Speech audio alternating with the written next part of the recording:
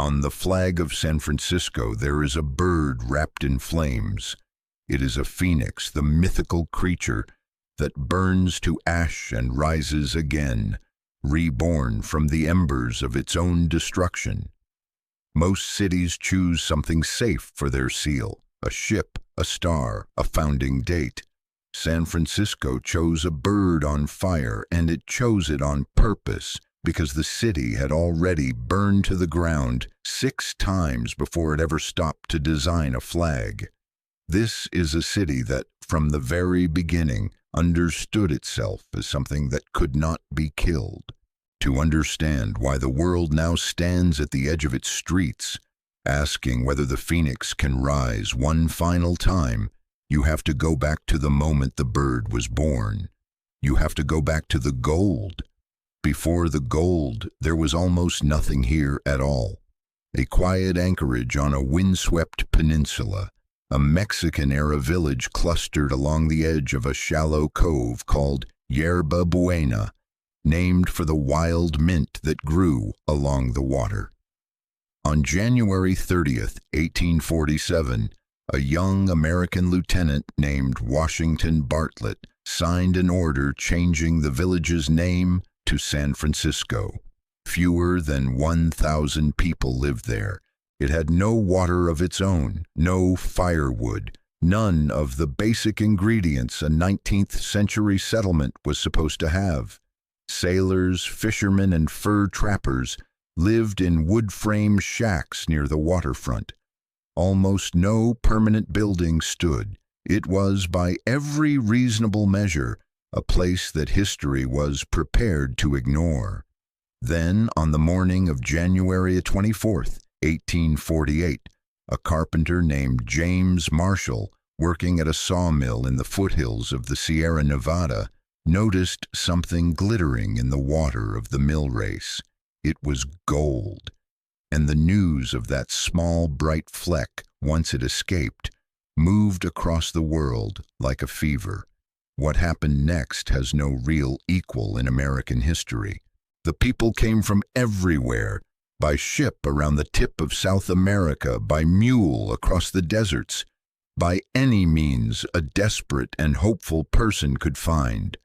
The little village's population exploded from roughly 1,000 to 25,000 in barely 2 years. They called the newcomers the 49ers, and they arrived faster than the city could possibly hold them. The harbor told the story better than any census. Ships sailed in carrying fortune seekers, dropped anchor, and then watched their own crews desert, abandoning the vessels to run for the gold fields. By some counts, nearly 500 ships sat rotting in the bay at once, a strange forest of empty masts. Some were dragged ashore and turned into stores, saloons, and hotels. Others were deliberately sunk in the shallows, used to claim title to the land underneath the water, because that was the other extraordinary thing about this place. There was not enough dry ground to build on, so the people simply made more. They filled in Yerba Buena Cove with sand, with debris, with the broken hulls of those abandoned ships, and built the city directly on top of it. They built San Francisco on made ground, on landfill, that would one day, decades later, decide which neighborhoods stood and which ones fell. But no one was thinking about that yet. They were thinking about getting rich. California became a state in 1850, swept in on the tide of all that gold and all those people, and the city that the gold built was wild, crowded, flammable, and impossibly fast. Most of the structures were flimsy things, canvas and scraps of wood thrown up overnight, and there was never enough water to fight a fire, so it burned. Between 1849 and 1851, San Francisco burned to the ground no fewer than 6 separate times.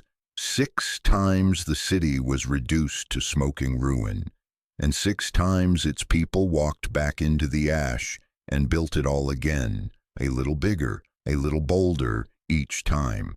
It was somewhere in those years, in that strange rhythm of catastrophe and resurrection, that the city found its truest symbol, the phoenix, the bird that dies in fire and is reborn from what is left. They put it on the seal. They built an entire civic identity around a single radical promise, the promise that whatever happened to this city, however completely it was destroyed, it would always, always come back. For more than half a century, that promise held. And then, at 12 minutes past 5 on an April morning, the ground itself decided to test it. At 12 minutes past 5 on the morning of April 18th, 1906, most of San Francisco was asleep. It was a city at the height of its confidence, 410,000 people strong, a world-class metropolis that had clawed its way up from a muddy anchorage in less than 60 years. Market Street, the great central artery, ran 120 feet wide and showcased some of the proudest buildings in the American West. The people who lived there looked forward into the new century with civic pride and a sense that the worst was behind them. They were wrong. In a matter of seconds, the most violent test in the city's history was about to begin. Deep beneath the peninsula, the San Andreas Fault gave way. The rupture tore along more than 270 miles of the fault line, from San Juan Bautista in the south all the way north toward Eureka, centered just offshore of the city itself. The United States Geological Survey would later estimate the magnitude at around 7.8. The shaking lasted less than a minute. It was enough. Buildings that had stood for decades came apart in moments. The Grand City Hall, a monument the city had spent years and fortunes to build, was reduced to a skeleton, its great columns peeling away from the dome with the masonry that surrounded them. But here the city's own history returned to haunt it. Out in the districts built on made ground, on the filled-in marshes and the buried hulls of gold-rush ships, the loose earth behaved in a way that solid bedrock never would. When the violent shaking hit that unstable fill, it turned almost to liquid, a process science calls liquefaction. South of Market, a working-class district of rooming houses and small shops, sitting on old marshland, took some of the worst of it. The 4-story Valencia Hotel sank into the softening ground and folded in on itself, and the people inside were caught in the collapse. And then came the thing that was worse than the earthquake. When the ground tore, it ruptured the water mains throughout the city. The pipes that carried the water the firefighters would need were broken in the very first seconds. So when the gas lines snapped and the fires began to bloom across the wreckage, there was almost nothing to fight them with. The flames spread from building to building, district to district, and they burned out of control not for hours, but for days. With no water, the soldiers of the Presidio Artillery Corps made a desperate decision. They began to dynamite entire city blocks, deliberately blowing buildings to rubble in the hope of creating fire breaks, empty gaps the flames could not leap across. Sometimes it worked. Sometimes the explosions started new fires of their own. For 4 days, the city of the Phoenix burned. When the flames finally died, the scale of the loss was almost beyond comprehension. More than 3/4 of San Francisco lay in ruins, including the entire downtown core, the financial heart, the proud buildings of Market Street. Roughly 28,000 structures were gone. More than half of the city's residents, well over 200,000 people, were left with no home at all. They settled into makeshift tent villages in Golden Gate Park, on the beaches, anywhere there was open ground. The cost in human life was hidden, at first, on purpose. Officials of the time put the death toll at around 500, a number that civic and business leaders preferred because they feared the truth would frighten away the investment the city would need to rebuild. Modern historians believe the real figure ran into the thousands. It was one of the worst disasters in the history of the country, and this is the part that matters most. This is the part that explains why, more than a century later, the word tragic feels so strange attached to this particular city, because San Francisco did not stay down. The rebuilding began before the first anniversary of the disaster had even passed. People walked back into the ash exactly as they had 6 times during the gold rush, and they started again. Within 9 years, the city had not merely recovered. It had staged the Panama Pacific International Exposition of 1915, a dazzling World's Fair built largely on more reclaimed land, an announcement broadcast to the entire planet that San Francisco was back and grander than before. The phoenix had risen one more time, out of the largest fire it had ever known. So the question the city's whole history forces us to ask is this: if a place could survive that, 4 days of fire and the loss of nearly everything, then what on earth could possibly break it? What kind of catastrophe could bring down a city that fire could not? The answer, when it finally came, would arrive with no fire at all. By the time the 20th century reached its full stride, San Francisco had stopped being merely a survivor and had become something far rarer. It had become a symbol, a city that stood again and again for whatever came next. If you wanted to see the shape of the American future, you looked to the 7 by 7 miles of hills and fog at the edge of the continent, and for the better part of 100 years, the future kept arriving there first. The landmarks of that golden age are the ones the whole world can picture without ever having visited. In 1937, after years of doubt that it could be done at all, the Golden Gate Bridge opened across the strait, its towers rising out of the fog, and within a single decade it had become the most photographed bridge on Earth.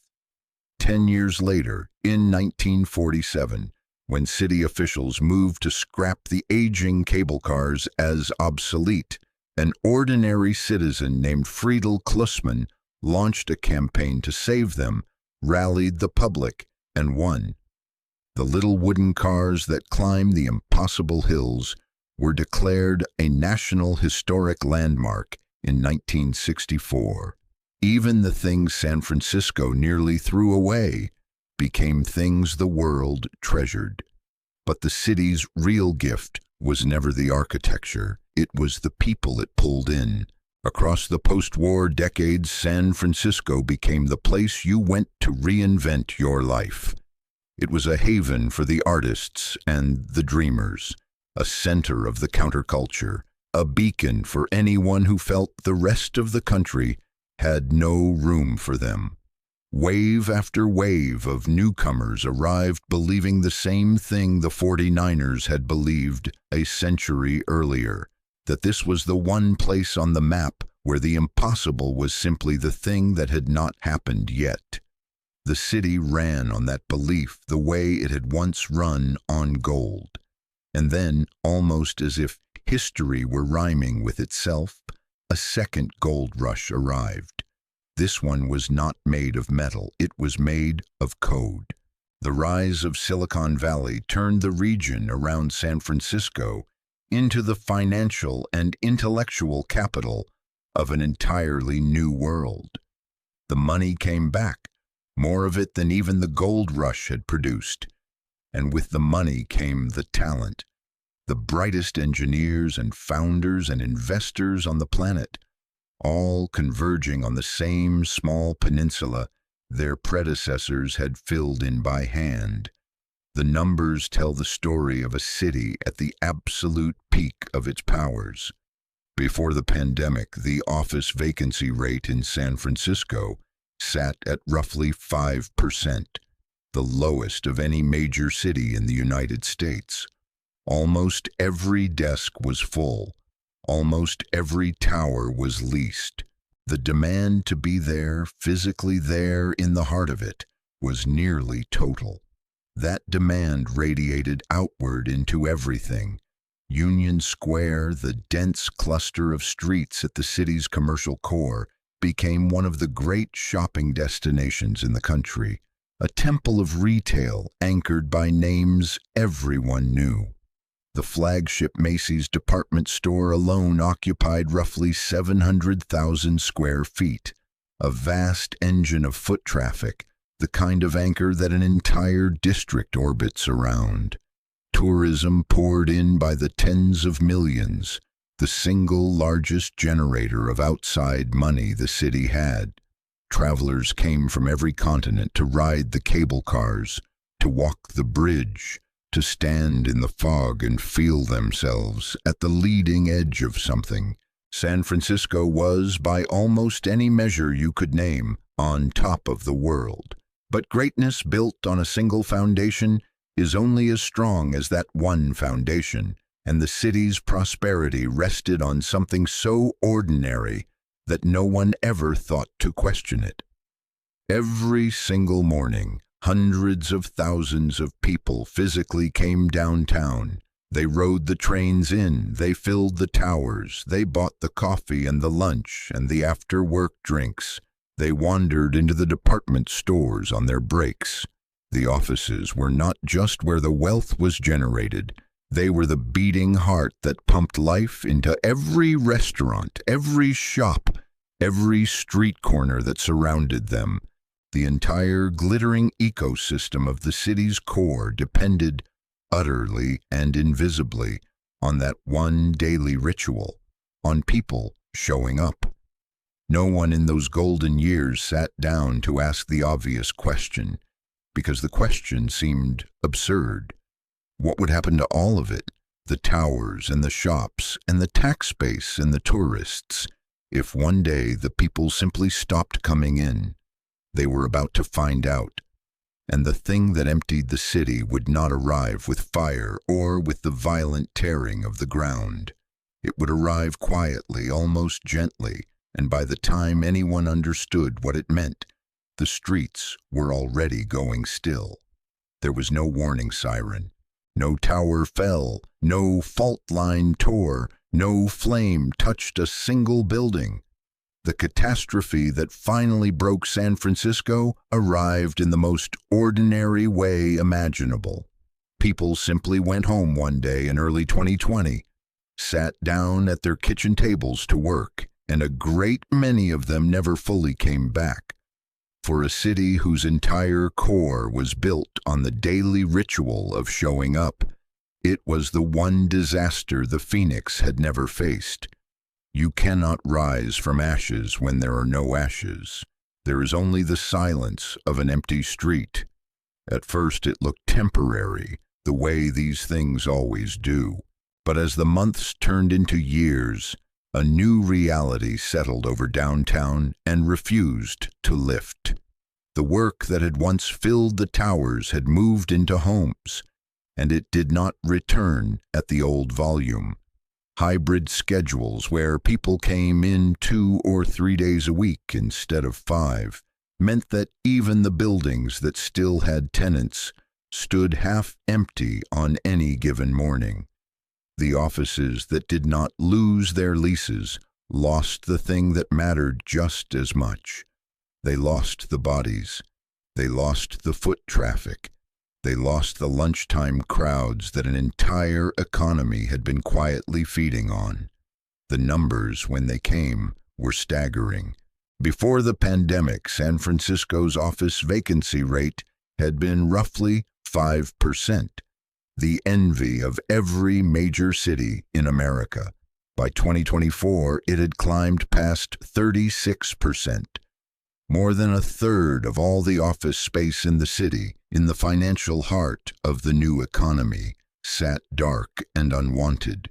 It was an all-time record, and it was nearly impossible to imagine. The towers that talent had fought to occupy now could not give their space away. And then came the dominoes. The retail core had always been the most visible victim of any downturn because it depended most directly on the people who were no longer there. In June of 2023, the operators of the Westfield San Francisco Center, one of the city's premier shopping malls, simply walked away. They stopped paying the debt service on a loan of $558 million and handed the keys back, citing the deteriorating conditions downtown. The departure of an anchor tenant pulled the next thread loose, and then the next. Retailers, it turns out, cluster together for safety, and once enough of them begin to leave, the rest race for the exits rather than be the last one standing in an empty mall. By early 2024, the vacancy rate in Union Square had climbed above 20%. Storefronts that had been pristine for a century went dark and were boarded over.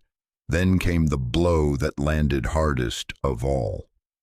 In February of 2024, Macy's confirmed it would close its flagship store, the anchor that the entire Union Square district had orbited for the better part of 100 years.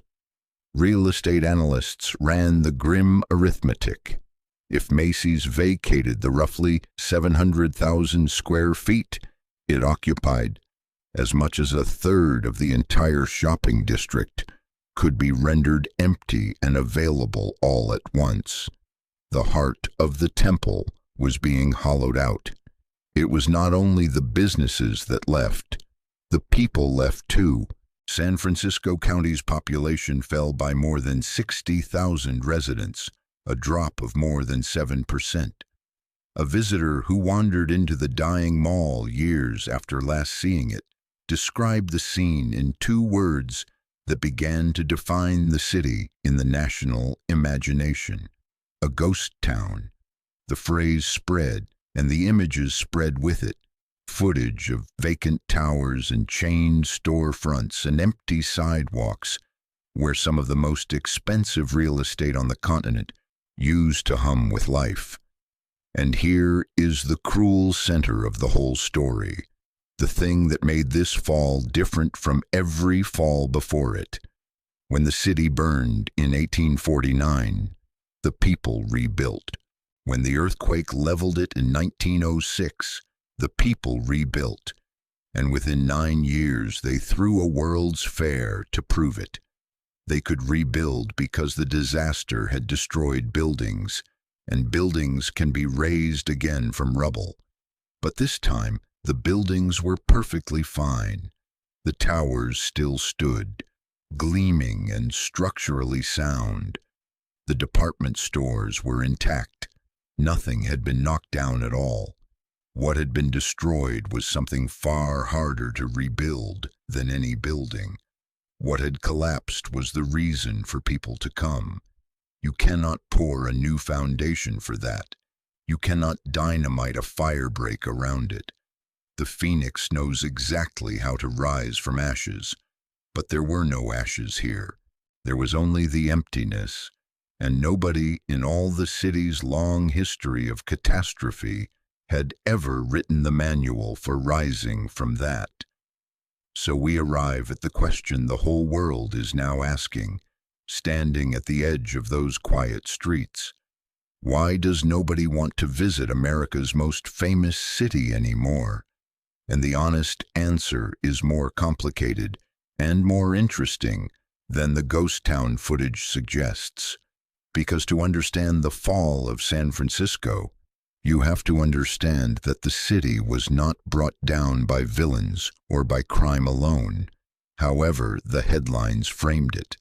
It was brought down by something far less dramatic and far more dangerous. It was brought down by depending on one thing.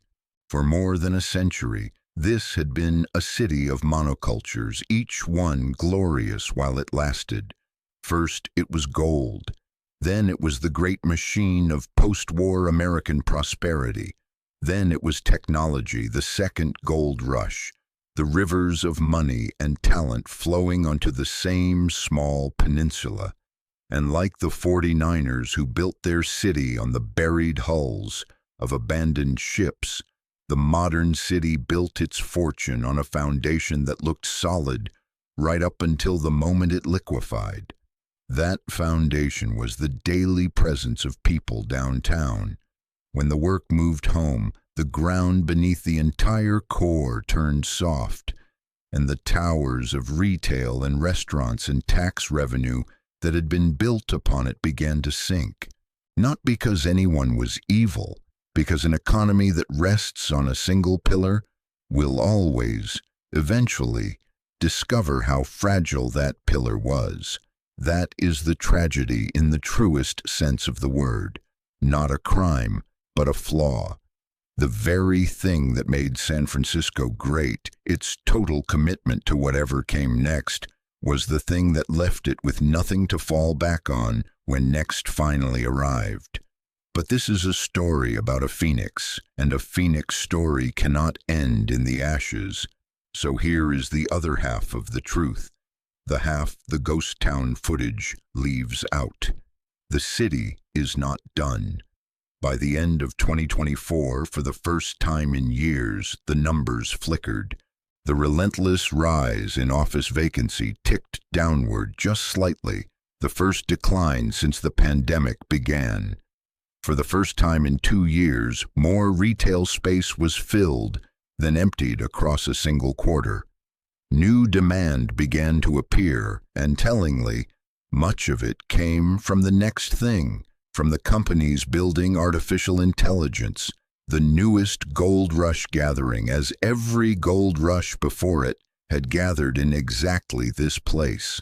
Law firms expanded, non-profits signed leases, and the visitors, despite everything, never actually stopped coming. More than 23 million people visited San Francisco in 2023, drawn by the same fog and the same bridge and the same impossible hills that have always pulled the world toward the edge of the continent.